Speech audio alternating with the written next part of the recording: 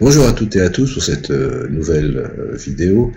Manipulation et victimes de manipulateurs. Je remercie tout particulièrement toutes les personnes qui me suivent régulièrement, et ainsi que pour les nouvelles qui me découvrent. Vous pouvez me contacter au 06 88 48 50 72, au 02 38 36 27 53. Également par email, pierre.dassigny@orange.fr ou par SMS, également par postal. Il existe encore des boîtes aux lettres et vous pouvez vous procurer facilement des timbres. L'adresse de mon cabinet se trouve à 8 rue des Écoles, 45 600 Sully-sur-Loire. Entrez par le portail blanc, ce sera beaucoup plus pratique. Donc, pour en revenir au sujet de cette vidéo, la manipulation est une notion bien ambiguë, une particularité bien humaine. Le terme de manipulation aujourd'hui a une dimension très négative. À l'entendre, nous pensons immédiatement aux mots piège, mystification, mensonge, tromperie, duperie, fourberie. Il est vrai, en effet, qu'avec le temps, ce nom a pris une connotation presque machiavélique. Nous avons tous entendu parler des suicides collectifs organisés par les gourous, les sectes célèbres, ou des lavages de cerveau. Et donc le concept est encore repris dans des romans et certains films d'action ou d'espionnage. Mais ce n'est pas la peine d'aller si loin à la recherche de manipulateurs malfaisants et diaboliques. La manipulation est en effet présente au quotidien, puisqu'elle fait partie de nous. Elle est inhérente à la nature humaine, et ce pour plusieurs raisons. L'homme est un être conscient de lui-même et des autres, disposant d'un langage verbal et non verbal, lui servant de communiquer avec les autres et qu'il vit en société, plus ou moins hiérarchisée. De fait, l'homme doit vivre au milieu d'autres hommes, former des réseaux, respecter certaines règles, échanger, partager, mais aussi se faire respecter, ou obtenir ce dont il a besoin pour être satisfait. La vie d'un être humain est donc l'enchaînement d'une multitude d'interactions avec son environnement et son entourage, dont il doit tirer parti. C'est ici que la manipulation rentre en jeu, car prendre par force, entrer en conflit avec autrui ou exprimer ouvertement ce que l'on veut, ce n'est pas toujours productif, utile ou économique en énergie et en temps. Et alors donc, plus facile de manipuler. Sommes-nous tous des manipulateurs? La majorité du temps, ces techniques... Moi, je ne vais pas en revenir aujourd'hui. La majorité du temps, ces techniques ne sont pas vraiment employées consciemment. Nous ne calculons pas toujours l'effet de nos paroles ou de nos actes sur autrui. Nous avons en effet une capacité naturelle à manipuler, qui s'affine en observant et en analysant le comportement de notre entourage. Nul besoin d'avoir parcouru des centaines d'ouvrages de psychologie sociale pour apprendre à influencer et à diriger ses semblables. Nous disposons tous d'une compréhension instinctive du fonctionnement de la logique humaine, ce qui n'est pas forcément au désavantage d'autrui. Écoutons l'exemple de Myriam qui nous parle de son mari.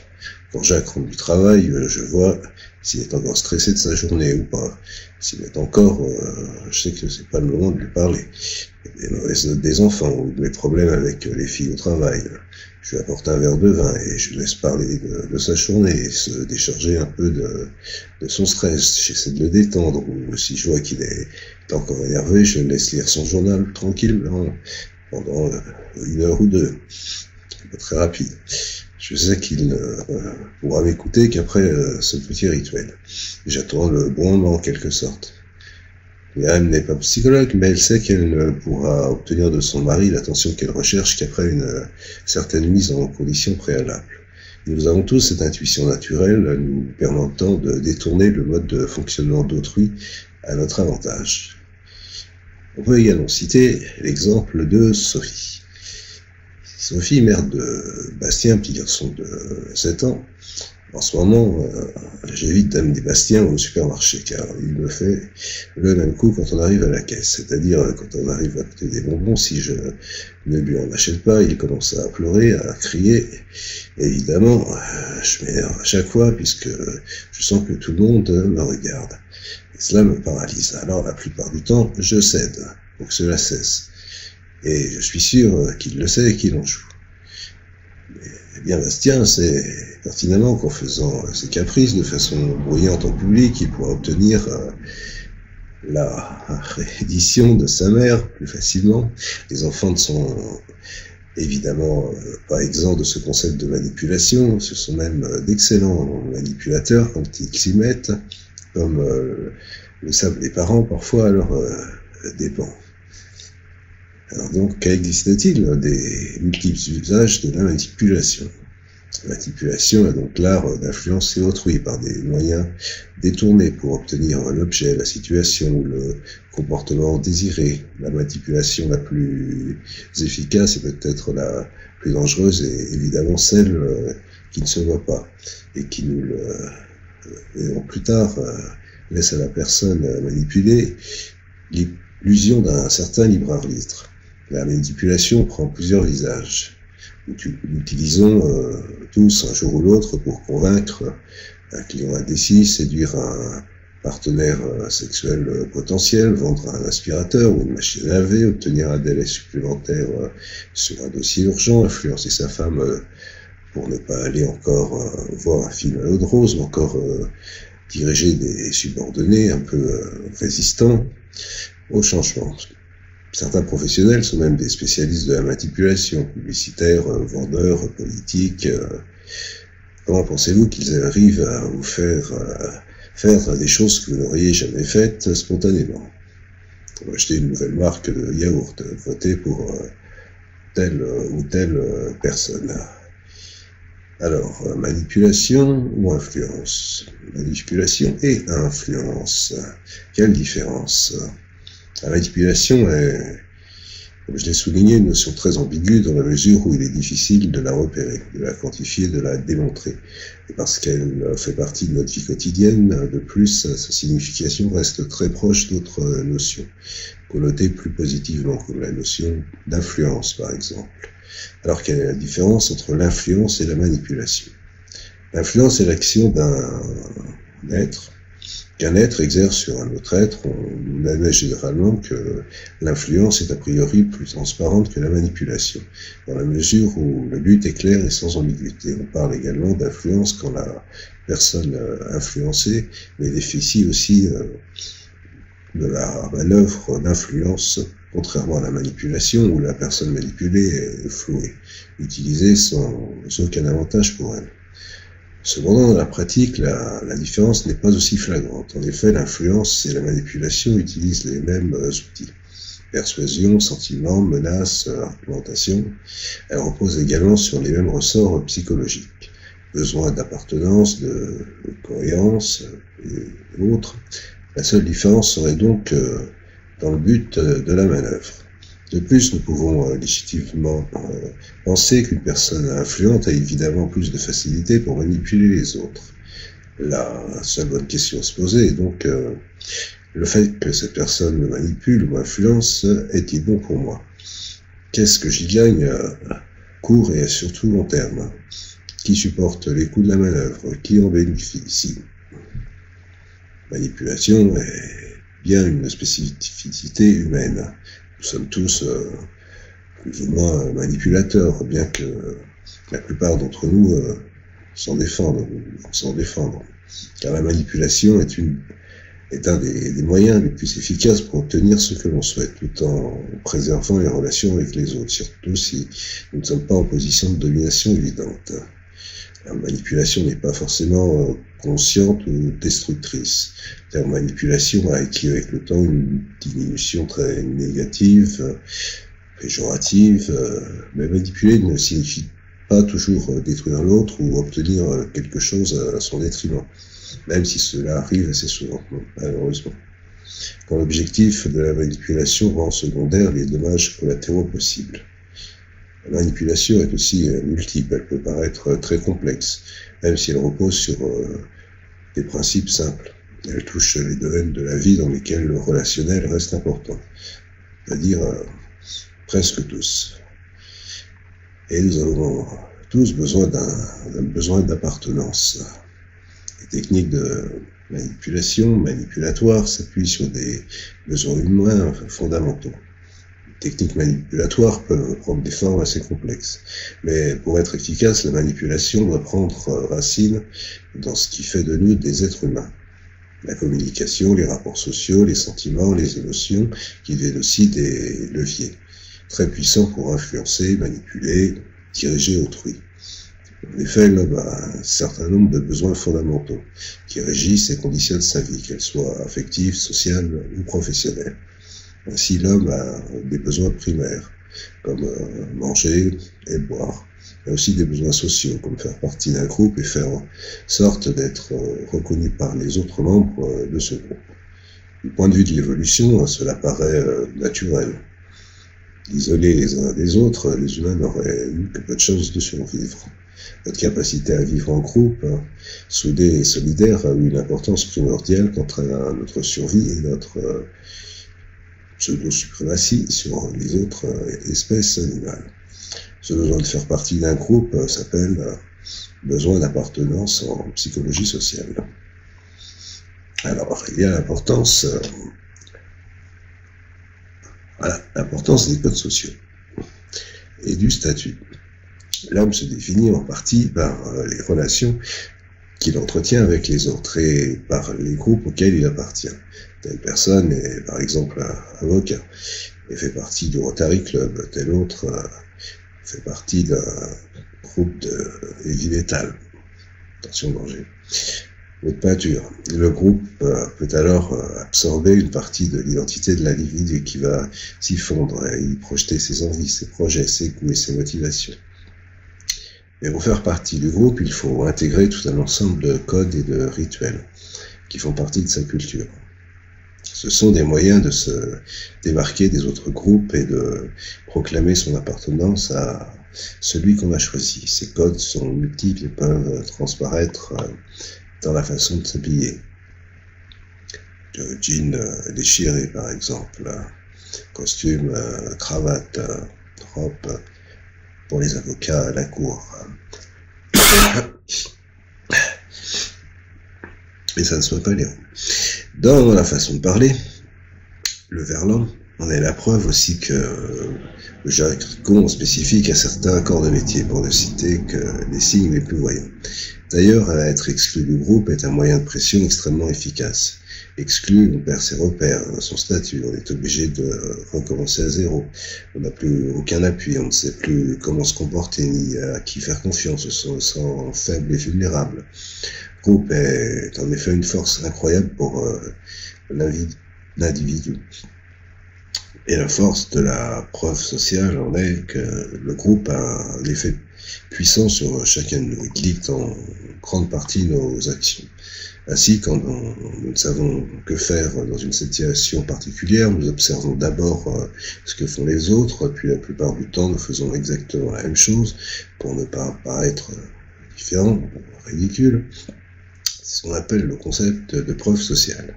En règle générale, cette façon de fonctionner offre beaucoup d'avantages et c'est la raison pour laquelle nous continuons à agir de la sorte. Prenons par exemple le cas de Benjamin.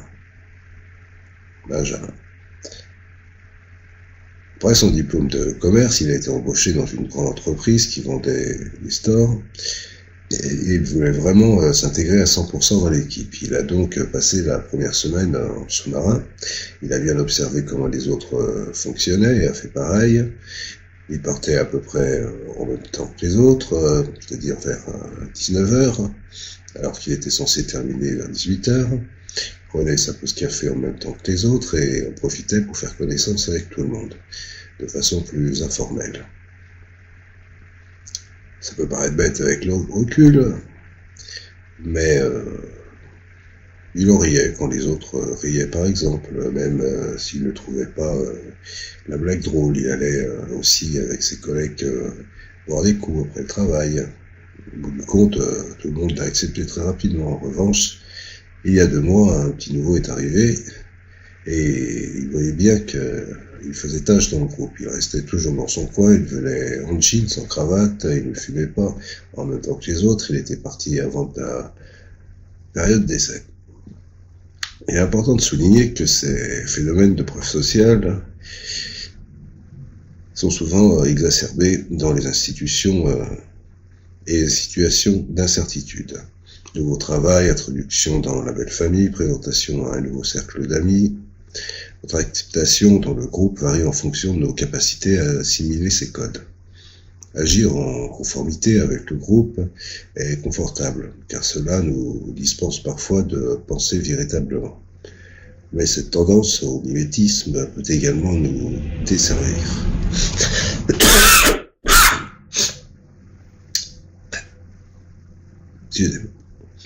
Cette tendance au mimétisme peut également nous desservir. À l'image de ces troupeaux entiers de bisons filant vers la falaise pour tomber quelques centaines de mètres plus bas. À savoir, il y a une recherche de conformité à tout prix. Plusieurs expériences de psychologie sociale ont donné la preuve de notre tendance à nous conformer à l'attitude prônée par la majorité, parfois au mépris de nos propres convictions. L'une de ces expériences faite par un chercheur est particulièrement frappante. Il mit en place un groupe de 7 volontaires rassemblés pour un soi-disant exercice sur les capacités visuelles. Sur les 7 personnes interrogées de façon consécutive et en présence des autres, seule la dernière à répondre était réellement observée par le psychologue, les 6 autres étant ses complices. Ces personnes devaient observer des planches sur lesquelles étaient dessinées 3 barres verticales, puis déterminer laquelle de ces lignes avait la même longueur qu'une barre témoin présentée sur une autre planche. Rien de difficile en apparence, dans la mesure où les différences de longueur étaient vraiment flagrantes. Après une série d'essais concluants, où tous les volontaires étaient d'accord sur la bonne réponse, la machine se mettait à dérailler. Ainsi, interrogés les uns après les autres et au prix du bon sens, les 6 premiers volontaires donnaient tous la mauvaise réponse et montraient une barre visiblement différente de la barre témoin, au grand étonnement du 7e volontaire. C'est ici que le concept de preuve sociale prend toute sa signification. Car au moment de parler, cette personne se rendait à l'avis du groupe dans environ 37% des cas. Et cela malgré l'évidence de l'erreur d'appréciation de ses comparses. Donc, l'être humain a des besoins que le manipulateur peut utiliser à ses profits.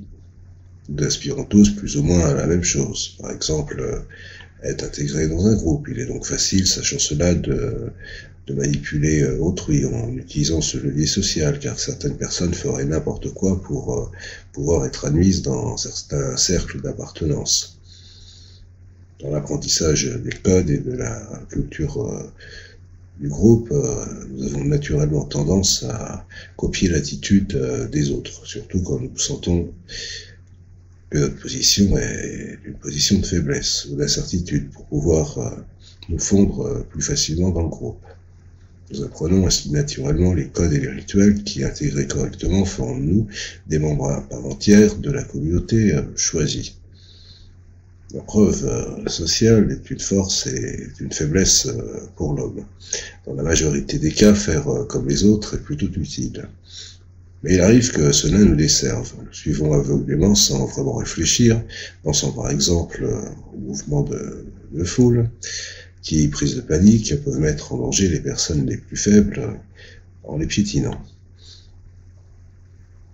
Dans la cohérence et l'engagement, ce besoin de cohérence, qui est un besoin universel et reconnu comme nécessaire, nous avons tous, que nous soyons, un besoin de cohérence quasi obsessionnel. Être cohérent, c'est honorer ses convictions, avoir une certaine continuité dans son comportement et faire qu'opinion et action concordent. Cohérence est souvent synonyme de stabilité et de fiabilité. La cohérence est utile puisqu'elle nous donne une certaine ligne de conduite. Alors, Imaginons quelqu'un d'incohérent. Ses paroles ne sont jamais suivies d'actes, ses amitiés et ses préférences changent selon la météo et les circonstances. Il est incapable de s'engager ou d'avoir une opinion personnelle. Que pensons-nous d'une telle personne? Qu'elle est peu fiable, inconséquente, voire hypocrite. La cohérence est donc nécessaire pour notre vie en société. La cohérence a également un autre avantage, elle nous permet de ne pas réfléchir sans cesse sur le bien fondé de chacune de nos actions. Si à chaque fois que nous décidions quelque chose, nous devions prendre en compte tous les paramètres existants, nous ne ferions plus rien. Tout notre temps et notre énergie seraient happés par ce processus. Cela aurait évidemment un coût psychologique énorme. Au lieu de cela, chaque décision que l'on prend est dictée par les décisions et opinions qui lui sont antérieures, ce qui diminue considérablement le champ des possibilités. La cohérence est confortable dans le sens où elle réduit la réflexion nécessaire à la prise de décision, dans la mesure où elle fera partie d'un tout global. Elle rend chacun de nous compréhensible et surtout prévisible. Dans la notion d'engagement, la conséquence naturelle de la cohérence, voire être cohérent, amène forcément à continuer dans une voie que l'on s'y est engagé. Évidemment, cet engagement peut être plus ou moins fort. Entre la parole lancée entre deux verres de vodka et le contrat signé en bonne et due forme, la différence est flagrante. Il est notoire qu'un engagement pris devant témoin est par exemple beaucoup plus fort et difficile à rompre qu'un engagement pris de façon anonyme ou n'ayant que soi-même pour témoin. De même, un acte engage plus profondément qu'une parole. Alors imaginons que vous désirez partir en vacances. Ne partez pas en Alaska. Pardon. Il fait très froid. Imaginons que vous désirez partir en vacances au soleil. Dire tout simplement que vous partez aux Baléares est forcément moins déterminant qu'aller sur Internet et réserver votre séjour. Ce qui est également intéressant de noter, c'est qu'après avoir choisi les Baléares, vous trouverez ensuite tout un tas de bonnes raisons qui vous conforteront a posteriori dans votre décision. L'hôtel que vous avez trouvé paraît top, les Baléares sont moins chers que les Maldives, et autres. Vous capterez naturellement toutes les informations allant dans le sens de votre décision, sur laquelle votre décision et donc vos actes vont de fait, en partie, et influencer votre opinion sur le sujet. Alors j'en viens à l'importance du libre arbitre.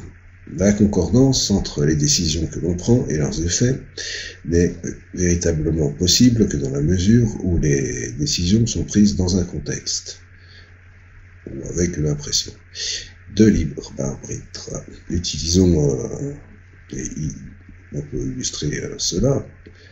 Imaginons que ce voyage aux Baléares ait été exclusivement décidé par votre conjoint ou votre conjointe, et que vous n'avez pas vraiment eu votre mot à dire.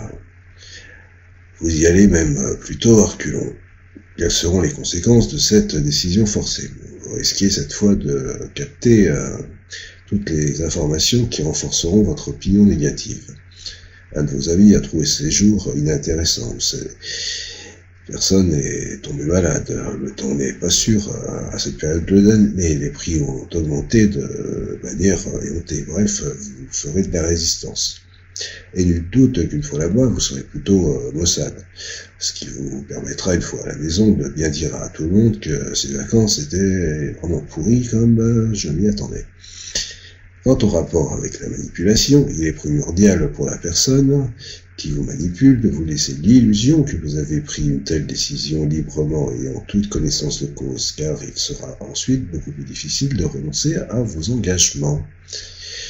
Toute décision, et donc tout engagement, a un certain coût, qu'il soit temporel, financier, psychologique ou relationnel. Plus ce coût est important, plus l'engagement est important, et plus la décision prise prend de l'importance. C'est forcément la bonne, puisqu'on y a consacré beaucoup d'efforts. Et pour ceci, je vais prendre l'exemple de Cédric. Au moment de faire mes études, j'ai eu le choix entre mes deux écoles. Une école publique et donc gratuite et une école avec des frais de scolarité assez élevés. J'ai pris celle qui me coûtait le plus cher parce que je savais que là, je me sentirais obligé de travailler pour avoir mon diplôme. Alors,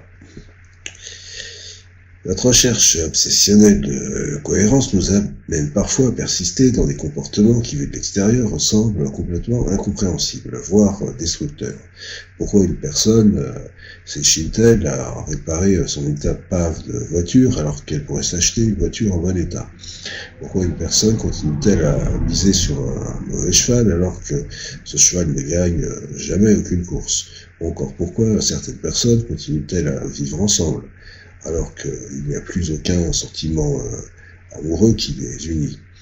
Il y a plusieurs raisons à tout cela, toutes plus objectives, bien sûr, les unes que les autres. On a un crédit sur le dos, les enfants vivraient mal le divorce, on a peur de la solitude, du vide. Il y a toujours un moyen pour faire revivre la flamme d'antan. Mais il y a aussi une raison moins avouable. On veut parfois ne pas reconnaître que l'on s'est trompé. On a fait une erreur. Cela explique quelquefois certains dysfonctionnements dans les entreprises ou dans les couples. Le coût de la décision initiale augmente petit à petit, et plus ce coût augmente, et plus il devient difficile de changer d'avis, car cela signifierait que tout ce qui a été fait auparavant a été fait pour rien.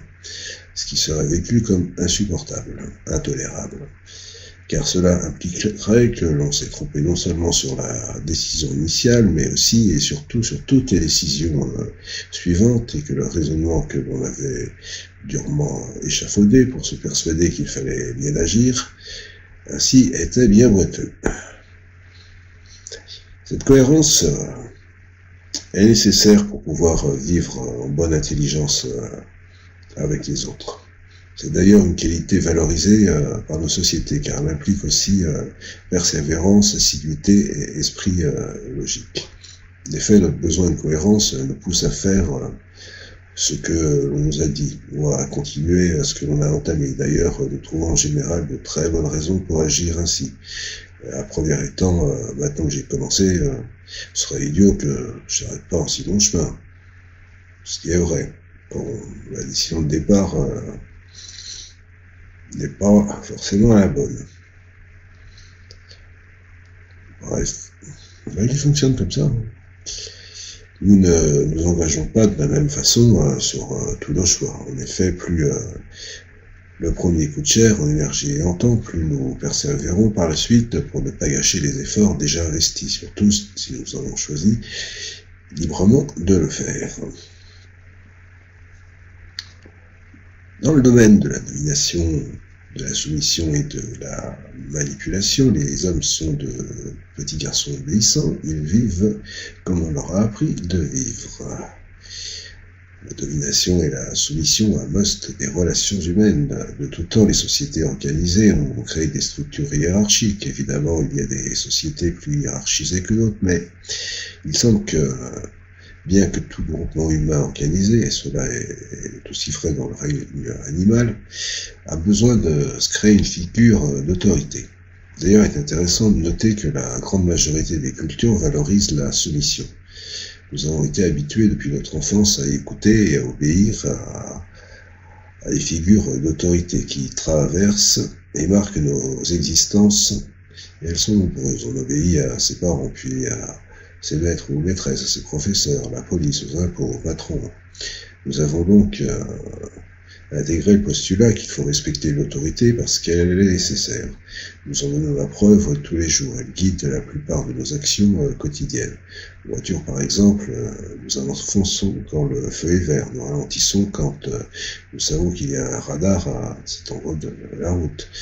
Toute figure ou tout symbole d'autorité nous renvoie en quelque sorte à une position d'enfant obéissant ou de désobéissant, d'ailleurs dans certains cas, et annihile en quelque sorte notre sens critique. Nous faisons tous des choses qui nous déplaisent, mais qu'il est obligatoire de faire, comme payer ses impôts.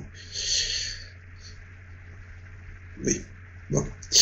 Mais même en dehors des règles consensuelles, fiscales ou autres, nous avons tendance à écouter aveuglément ceux qui, d'une façon ou d'une autre, semblent posséder un savoir ou un pouvoir supérieur au nôtre. Cette supériorité peut être due au statut, au charisme, au titre, à l'expérience. Nous agissons ainsi parce que cette position est confortable dans la plupart des cas. Nous ne prenons pas de décision. D'autres les prennent pour nous, ce qui du coup nous enlève la responsabilité de ce que nous faisons. Et nous agissons ainsi en toute bonne foi. Cette façon de fonctionner est évidemment pratique quand on veut manipuler autrui, car il n'est rien de plus facile que de s'octroyer certains symboles d'autorité pour obtenir des autres ce que l'on souhaite.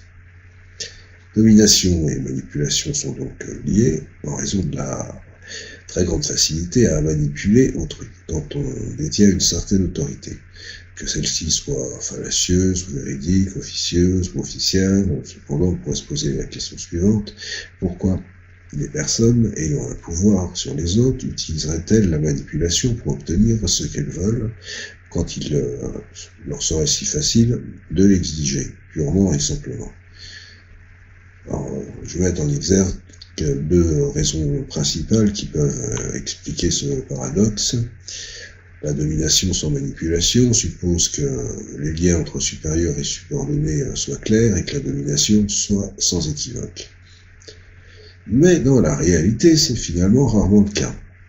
Par exemple, dans une entreprise, une personne ayant un statut hiérarchique plus élevé qu'une autre peut en réalité être en position de faiblesse si le subordonné a un certain pouvoir plus officieux.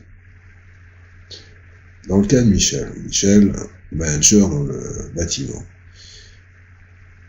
Je suis conducteur de travaux, les gars donc doivent m'obéir quand je leur donne des directives, puisque je suis leur supérieur hiérarchique. Mais ce n'est pas si simple que cela. J'ai notamment un maçon qui est là depuis longtemps dans la boîte et qui est délégué du personnel. Il y a beaucoup d'ascendance sur les autres et je veux faire très attention à ce que je lui dis, car il peut provoquer une véritable mutinerie si je suis trop directif. Alors, je suis obligé de prendre des gants. Je préfère faire cela plutôt que de rentrer dans le rapport de force directe, être dans l'évitement, ou éviter le conflit. En plus, je ne veux pas dire, mais il fait bien 20 kilos de plus que moi. Aïe. La seconde raison qui confirme bien que domination et manipulation sont liées est la suivante. La domination est donc la soumission pure et simple et très difficile à obtenir, surtout dans les conditions actuelles. Notre société contemporaine et occidentale exalte les valeurs d'autonomie, de libre arbitre, d'indépendance. Nous voulons contrôler notre destin, nos actes, et nous nous rebellons contre tout ce qui peut apparaître comme tyrannique ou arbitraire. Le despotisme ne serait donc pas dans ces conditions la solution la plus productive et efficace pour obtenir ce que l'on veut. L'autorité est un outil et une aide précieuse, mais elle ne suffit pas toujours. La domination pure, celle qui ne fait aucun cas des personnes soumises, entraîne quasi invariablement la rébellion. Cette rébellion peut être active et entraîner des conflits ouverts, mais elle peut être aussi plus larvée, favoriser des comportements dits passifs-agressifs. La personne soi-disant soumise traîne les pieds, fait la tête, oublie des directives, ne fait que le strict minimum. Bref, la domination, dans ces cas-là, ne produit rien de bien cohérent. Elle ne fait finalement que mettre en exerce une relation perdant-perdant. Que cette relation soit professionnelle, amoureuse ou amicale. Alors, comme je l'ai déjà souligné, il arrive que notre bon vouloir soit comme annihilé lorsque nous nous trouvons en position de soumission, et plus encore que notre sens critique, nos valeurs morales ou éthiques peuvent aussi faire les frais d'un excès de soumission. Les expériences maintenant célèbres ont confirmé cette hypothèse de façon radicale et assez effrayante. Imaginons que l'on vous demande au nom de la science d'interroger une personne volontaire pour des tests de mémorisation, mais à chaque mauvaise réponse, le scientifique à vos côtés vous demande d'envoyer une décharge électrique à la personne interrogée. Au début, les décharges sont juste désagréables, mais au fur et à mesure que les mauvaises réponses s'enchaînent, les décharges deviennent de plus en plus fortes, jusqu'à devenir potentiellement mortelles. Vous entendez le pauvre crier, hurler, supplier, puis s'évanouir, mort peut-être. Alors le feriez-vous? Évidemment, comme une grande majorité de la population, hors psychopathe notoire, vous répondriez que non, bien sûr. Et pourtant, quand cette expérience fut faite, plus de 60% des personnes testées continuèrent le test jusqu'à envoyer une décharge dite mortelle. Heureusement, c'était un comédien qui jouait le rôle de la personne torturée. Simplement parce qu'une figure d'autorité leur avait demandé de le faire, et qu'elle se sentait donc déchargée de toute responsabilité d'avoir peut-être tué un homme. Quelle expérience intéressante pour les manipulateurs. L'être humain n'est ni désintéressé, ni pacifique. Pour la preuve, les multiples conflits qui ont ensanglantent encore notre planète, les rapports dominants-dominés sont naturels chez l'homme. De par notre éducation, nous avons naturellement tendance à respecter ceux qui semblent avoir une autorité supérieure à la nôtre, et à leur obéir. Que cette autorité soit officielle, officieuse, réelle ou usurpée, d'ailleurs. Il existe des situations où il est impossible d'avoir une position véritablement dominante, car cela implique souvent une dégradation des relations sociales, souvent une dégradation, voire une rébellion, à plus ou moins long terme, des personnes soumises. Manipuler les autres est souvent bien plus économique en énergie et en temps qu'essayer de dominer de façon arbitraire. Dans le principe de réciprocité, ne fais point aux autres ce que tu ne voudrais point qu'on te fasse.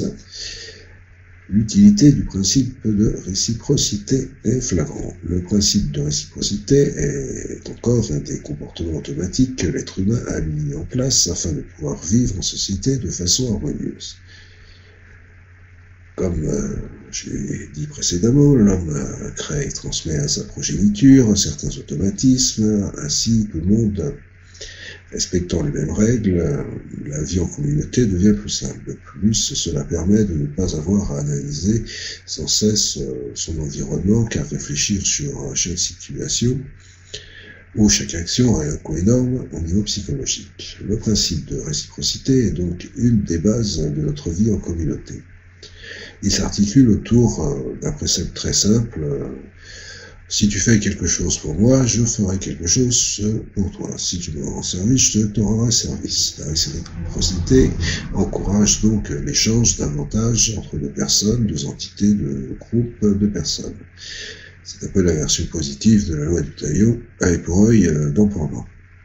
Cette règle a été créée afin d'encourager les relations d'interdépendance entre les hommes, où ils partagent leurs ressources et produisent ensemble plus qu'ils l'auraient produit séparément. Cette règle se base sur la confiance en l'autre et sur sa capacité à s'engager dans une relation d'entraide mutuelle. Cette règle est tellement ancrée en chacun de nous qu'il est difficile de s'en affranchir. D'abord au niveau interne. La réciprocité provoque chez nous un sentiment d'obligation assez désagréable. Ne devenons-nous pas les obligés de quelqu'un qui nous a rendu service? Ce sentiment nous contraint, bon an mal an, à nous acquitter de notre dette. Il n'est jamais confortable de se sentir redevable envers quelqu'un, même et surtout si on n'aime pas particulièrement cette personne. La pression peut être plus ou moins forte, selon notre proportion personnelle, à toujours rendre l'appareil aux gens qui nous ont aidés.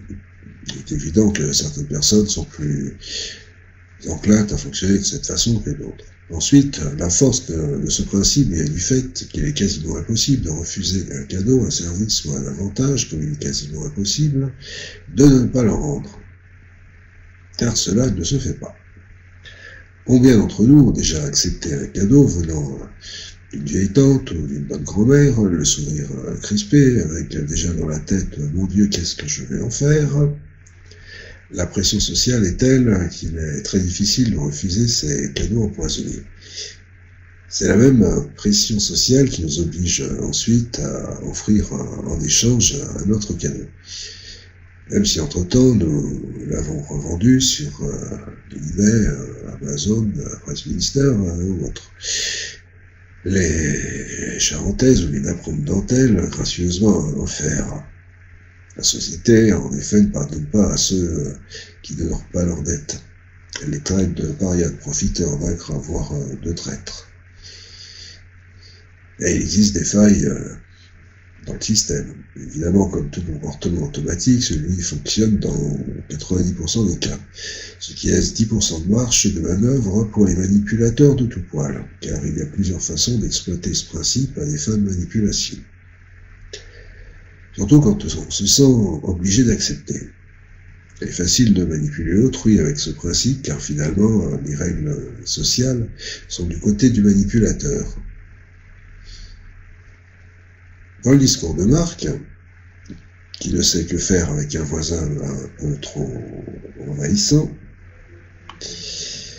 ma femme et moi avons emménagé. Il y a quelques mois, dans un petit pavillon de banlieue, nous avons un voisin, un certain Christian, qui s'est présenté quand nous avons emménagé, avec une panière de fruits. Agréablement surprise, ma femme l'a invité pour dîner. C'est avéré que c'est une vraie catastrophe. Il ne nous a pas lâchés jusqu'à ce qu'on arrive à trouver une excuse pour qu'il s'en aille. Visiblement, il se sortait seul et avait besoin d'oreilles pour l'écouter. Depuis, il n'arrête pas de passer chez nous pour nous amener des fruits de son jardin. Par exemple, pour nous inviter chez lui. Nous avons réussi à refuser à chaque fois. Mais je suis très embêté parce qu'il va bien falloir à un moment donné inviter et accepter l'invitation. Ainsi, avec un peu de persévérance, il est possible d'amener les autres à faire ce que l'on souhaite, parfois en les inondant d'attention ou de cadeaux, car il est difficile de les refuser sans provoquer un conflit. C'est ce qu'on appelle communément une dette forcée. Quand le service demandé en échange est plus coûteux que le service rendu au départ, en effet, il est facile pour quelqu'un de rendre un service à autrui pour provoquer ce sentiment d'obligation inhérent au principe de réciprocité. Ce sentiment peut se révéler tellement inconfortable que la personne débitrice peut alors accepter de rendre un service beaucoup plus coûteux pour s'en acquitter. Du statut de règle universelle permettant simplement la vie en communauté, le principe de réciprocité est devenu une loi morale et éthique. On pourrait presque dire que ce principe est la base de ce qu'on appelle maintenant les droits de l'homme de par son côté universel. La réciprocité entraîne du fait de sa nature même des idées d'équité, de compassion, de justice. Elle s'exprime aussi via l'empathie. Car il faut parfois se mettre à la place de l'autre pour ne pas le traiter comme nous ne voudrions pas être traités à sa place. Le principe de réciprocité est tellement ancré dans nos civilisations que la plupart des grandes religions ont repris ce thème dans leurs lois et préceptes, ce qui leur a donné d'autant plus de force. Ainsi, la réciprocité apparaît comme une loi fondamentale dans les trois religions monothéistes importantes en Occident. Christianisme, l'islam, le judaïsme. Elle apparaît dans la Torah, et également dans la Bible, dans les phrases « Tu aimeras ton prochain comme toi-même ». Mahomet lui-même disait « Aucun d'entre vous ne croit vraiment tant qu'il n'aime pas pour son frère ce qu'il aime pour lui-même ». Même les religions orientales s'y sont mises, comme le confucianisme, l'hindouisme et le bouddhisme, exaltent cette valeur d'échange, d'entraide et d'empathie, bref, de tolérance qui est parfois et malheureusement restée de pure forme. Alors, chaque jour, nous respectons cette loi afin de vivre harmonieusement avec les autres. La réciprocité implique confiance, respect et entraide, concepts sans lesquels nos sociétés n'auraient pu voir le jour. Elle peut s'exprimer en une phrase « Il faut s'efforcer de payer en retour les avantages reçus d'autrui » et s'applique dans toutes les relations que nous avons avec autrui.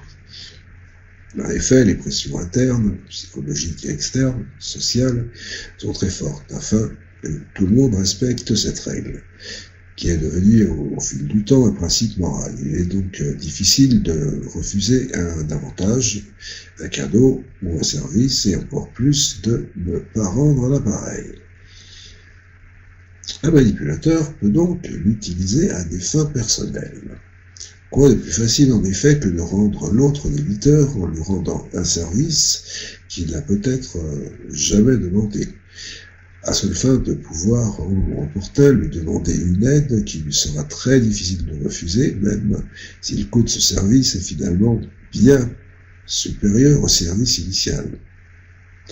La peur du conflit est, dans cette situation, bien utile aux manipulateurs. Et beaucoup de personnes ont peur du conflit, surtout les personnes qui manquent d'estime de soi. C'est pour ceci qu'avec transition, l'estime de soi et la manipulation, il existe des personnes plus fragiles que d'autres face à la manipulation. Un peu de théorie entre manipulateur et manipulé. Quand on parle de manipulation, on a d'un côté les manipulateurs que l'on imagine comme des méchants, dignes de figurer dans un film de James Bond, et de l'autre côté les victimes manipulées, trompées, foulées. Il est pratique de voir le monde d'une façon aussi manichéenne. Cela empêche de se poser la question suivante: pourquoi certaines personnes se font-elles plus facilement manipuler que d'autres? Sont-elles plus faibles, plus stupides? Évidemment, il est difficile de dire oui à cette question, dans la mesure où tous, autant que nous sommes, nous pouvons nous faire manipuler et que nous ne nous considérons pas faibles ou stupides pour autant. Cependant, on ne peut s'empêcher de penser quelquefois que les personnes manipulées sur du long terme, par exemple les victimes de harcèlement moral, de pervers narcissiques, pourraient, si elles le voulaient, vraiment stopper la manipulation. Il est difficile de préciser de façon formelle quels sont les facteurs personnels qui encouragent la manipulation. Mais nous pouvons quand même émettre certaines hypothèses. Je pencherai d'abord, pour répondre à cette question, sur un aspect bien précis de la personnalité de chacun, l'estime de soi. Qu'est-ce que l'estime de soi et comment l'estime de soi favorise ou non la manipulation? L'estime de soi est la façon dont chacun se voit. Elle a plusieurs facettes, c'est à la fois l'amour qu'on se porte, la confiance que l'on a en soi et la vision que l'on a de soi dans le futur. L'estime de soi est la cause de beaucoup de nos comportements et fait partie intégrante de notre personnalité. Elle est déterminée par notre enfance, notre famille, notre passé, et peut se modifier avec le temps et les épreuves réussies, les échecs et les personnes que l'on rencontre. C'est un jugement sur soi qui dépend de ses propres actions, mais aussi du jugement des autres sur nous-mêmes. Une personne ayant une bonne estime de soi est à la fois quelqu'un qui connaît ses défauts et ses limites, et aussi ses qualités et ses possibilités. Une bonne estime de soi aide à se relever après un échec, mais aussi à s'affirmer face aux autres. Elle nous guide dans nos projets de vie, dans nos désirs, et augmente notre capacité à mener et à mettre en place les moyens pour atteindre nos buts. Une bonne estime de soi nous aide aussi à déterminer si les personnes de notre entourage sont bénéfiques ou au contraire destructrices pour notre propre existence. Il existe donc un lien entre la manipulation et l'estime de soi. Il est évident qu'une personne souffrant d'une mauvaise estime de soi aura moins d'armes pour combattre un individu manipulateur. Alors, pour quelle raison? Le besoin d'être aimé, la peur de se faire abandonner. Il est facile de manipuler une personne ayant une mauvaise estime de soi, car son besoin de reconnaissance et d'amour est immense. Il suffit donc de répondre, même superficiellement ou temporairement, à ce besoin de valorisation pour avoir une emprise suffisante sur elle. Croyant en son fort intérieur qu'elle est inintéressante, elle ne peut être qu'agréablement surprise quand quelqu'un fait attention à elle, même si cela se fera dans le futur, à ses dépens. Donc, dans le cas de Clément, qui a été victime d'une manipulatrice. J'ai toujours été assez effacé, me cantonnant au second rôle dans les groupes où je me trouvais. Alors, quand j'ai rencontré Armelle, j'étais halluciné. Elle qui semblait si flamboyante, extravertie, bref, si différente de moi. Je n'avais pas accru mes oreilles quand elle m'a proposé d'aller boire un verre avec elle. J'y suis allé, et je ne pensais pas que je pouvais l'intéresser. Et à ma grande surprise, nous sommes sortis ensemble le soir même. Non.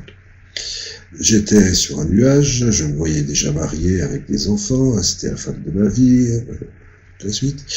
Et puis, 2 semaines après, elle a rompu en me donnant aucune explication. J'ai appris plus tard, par des connaissances communes, qu'elle avait fait cela pour rendre son copain jaloux. J'ai eu de la chance qu'il ne vienne pas me casser la figure.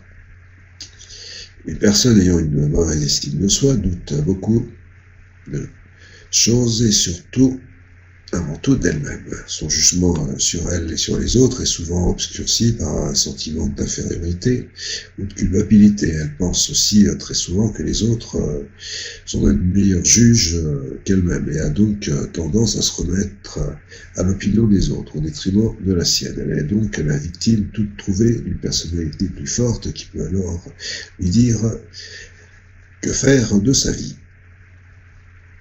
Il y a aussi la prédominance du regard des autres, cette importance tellement importante du regard des autres. Une personne à basse estime de soi est souvent plus fragile qu'une autre, car elle se réfère très souvent à ce que les autres pensent d'elle. L'image qu'elle se fait d'elle passe obligatoirement par ce prisme complètement déformant qu'est le regard des autres.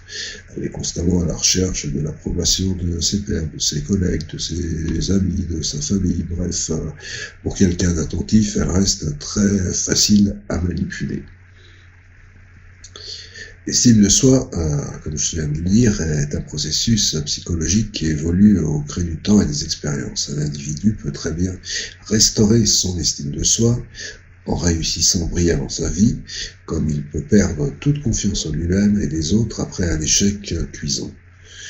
Cependant, l'estime de soi est souvent enfermée dans un cercle vicieux ou vertueux. L'estime de soi est un cercle vertueux quand elle donne de la force et de la conviction pour réussir, car la réussite renforce encore plus l'estime qu'on a de soi.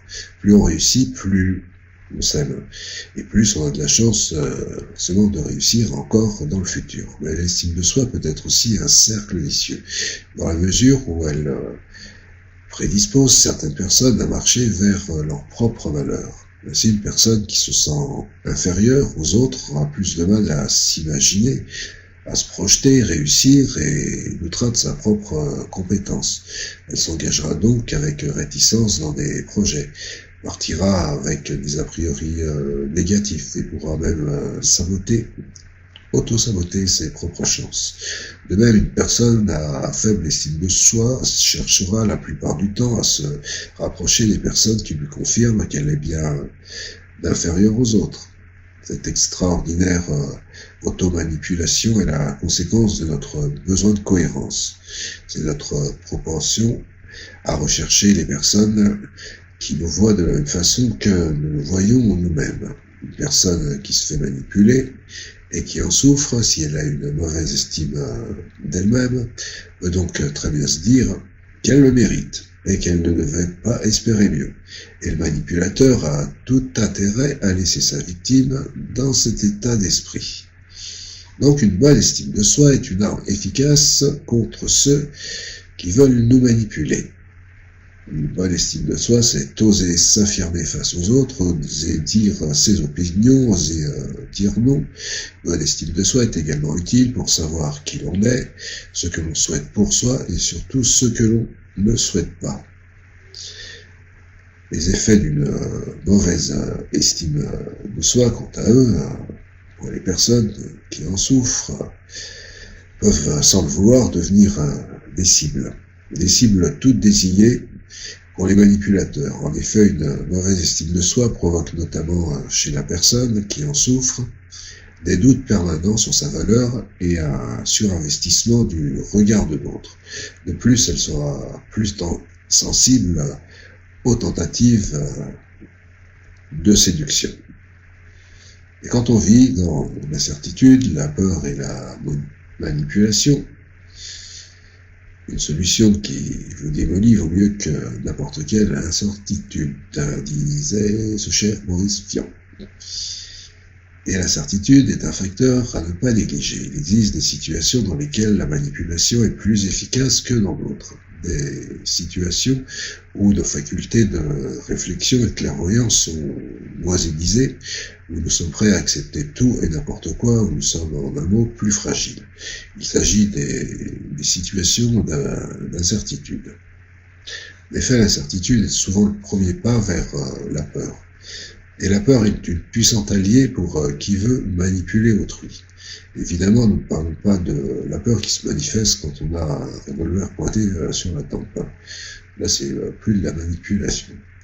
Mais celle qui est plus insidieuse, plus obsédante, la peur d'être licencié, celle encore de se retrouver seul, par exemple, car nous ne raisonnons plus de la même façon quand nous sommes confrontés à ce genre de situation. Il est alors facile pour quelqu'un de mal intentionné de profiter de cette peur à son compte. L'inconnu que l'on n'arrive pas à imaginer, toucher, contrôler, engendre un sentiment d'angoisse, d'anxiété, bref, de peur. Et la peur a ce site particulier qu'elle fait appel à des leviers inconscients très puissants qui vont donc nous dicter nos comportements de façon très caractéristique. En effet, la peur paralyse la plupart des processus logiques et créatifs de notre cerveau et nous renvoie à l'utilisation de comportements automatiques et primaires. La fuite, l'attaque, la soumission. De plus, une personne apeurée n'aura qu'une idée en tête, qui primera sur toutes les autres, se rassurer, quel qu'en soit le prix. La manipulation devient alors très simple et elle peut jouer sur deux tableaux. Premièrement, le manipulateur peut créer un sentiment d'angoisse chez sa victime parce qu'il sait qu'elle va réagir d'une certaine façon, qu'il aura prévu à l'avance, et ainsi répondre à ses attentes. Comme dans l'exemple de Daniel qui vient de divorcer de son mari. Pendant les 20 ans, je suis resté marié avec Michel. Il n'y a pas eu de moment où je n'avais pas peur de perdre Michel. Michel a beaucoup de charme. C'est un bel homme. Et il plaît beaucoup aux femmes. Et lui-même est un vrai coureur de jupons. Même si je n'ai jamais voulu me l'avouer, je n'ai jamais eu la preuve qu'il me trompait. Mais je l'ai toujours vu entouré de très jolies femmes. Jusqu'ici, je n'avais jamais compris pourquoi il s'était marié avec moi, alors qu'il pouvait avoir toutes les femmes qu'il voulait. Maintenant, je le sais. Comme j'avais peur qu'il me quitte, et il ne se privait pas de m'en faire miroiter l'éventualité, et que je ne voulais pas me retrouver seul avec nos deux enfants, je fermais les yeux sur beaucoup de choses, tout en jouant la parfaite femme au foyer. Lui avait tout gagné, une femme docile et une mère dévouée pour ses enfants, et la tranquillité en dehors de la maison. Deuxièmement, le manipulateur peut créer une situation angoissante pour sa victime, pour ensuite se révéler comme le sauveur, afin d'avoir une meilleure emprise sur sa cible reconnaissante. Il suffit alors d'apporter à la personne en plein désarroi un peu de réassurance et de réconfort pour qu'elle soit malléable à loisir. Le manipulateur peut alors proposer quelque chose, une solution miracle, que sa victime n'aurait peut-être pas accepté en temps normal. La plupart des entreprises qui vendent des alarmes ou des assurances jouent sur ce principe. Elles font peur à leurs clients potentiels en jouant sur certaines cordes sensibles. Et si votre femme et votre enfant se faisaient attaquer dans votre propre maison, pour ensuite vous proposer un système d'alarme complet pour la modique somme de... Bon, on est 6-0 ? Pourquoi pas. Alors, faire comme on nous le demande. Quand nous sommes momentanément incertains de nos choix ou de nos positions. Nous avons très souvent tendance à nous référer aux autres, et ce pour une bonne raison. Une bonne raison, celle que j'ai déjà évoquée, notre besoin de faire comme les autres. Nous calquons alors notre attitude en fonction de celle du plus grand nombre, car nous pensons, souvent à juste titre, que c'est la bonne attitude. Et de ce fait, cela nous sert la plupart du temps. Rappelez-vous Benjamin, qui est en position vulnérable,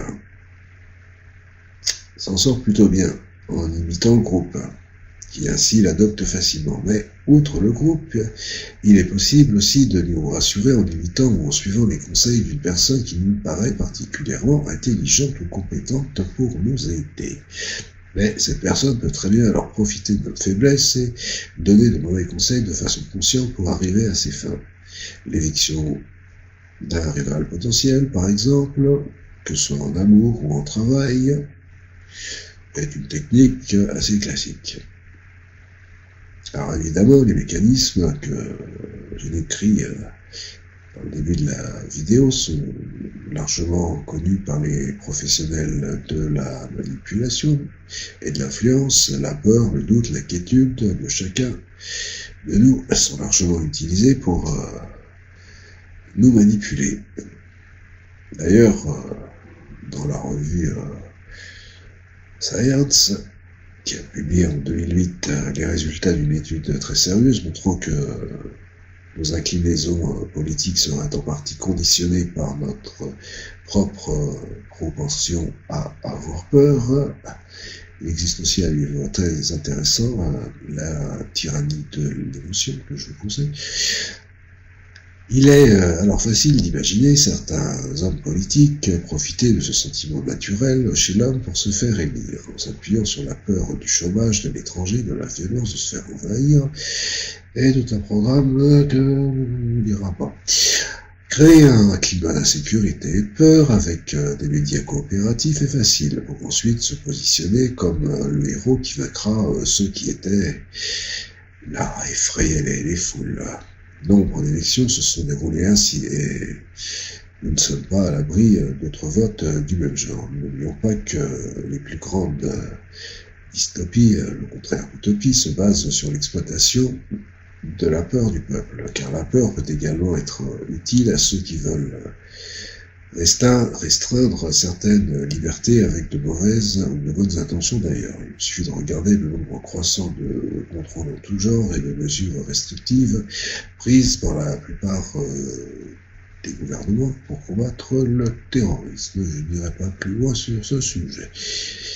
En effet, l'incertitude génère souvent des sentiments de peur, qui est une émotion tellement forte qu'elle inhibe la faculté de réfléchir correctement. Situation facilement utilisable pour qui veut manipuler autrui. Proposer et utiliser nos comportements automatiques. La peur a ainsi l'inconvénient de nous faire agir de façon stéréotypée, en privilégiant le confort ou la survie. On se soumet ainsi plus facilement, on prend certaines décisions que l'on n'aurait pas prises en temps ordinaire et qui peuvent être provoquées par une autre personne et de façon contraire, dans l'illusion d'un libre arbitre. Le libre arbitre des hommes consiste à choisir la femme qui décidera à leur place. Je vous remercie d'avoir suivi cette vidéo